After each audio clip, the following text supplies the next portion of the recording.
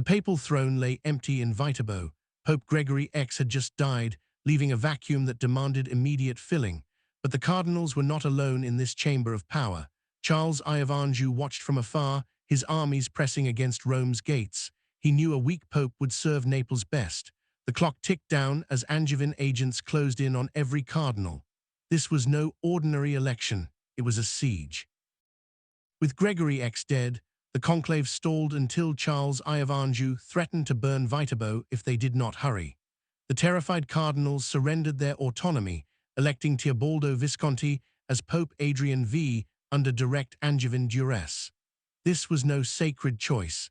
It was a political transaction where loyalty to Naples superseded Roman tradition.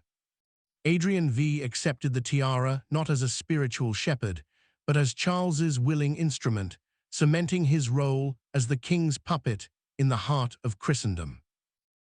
Once elected, Adrian V departed Viterbo for Rome, his path cleared by Anjou's political dominance.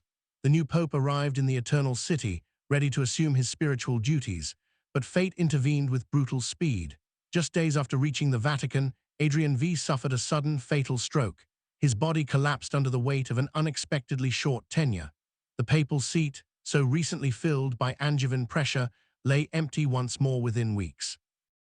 The death of Adrian V months after his election sealed Charles I's victory. Historians view this brief pontificate not as a spiritual journey, but as a calculated political maneuver by the Angevin king to control Rome. The succession proved that papal authority could be bent by military pressure alone.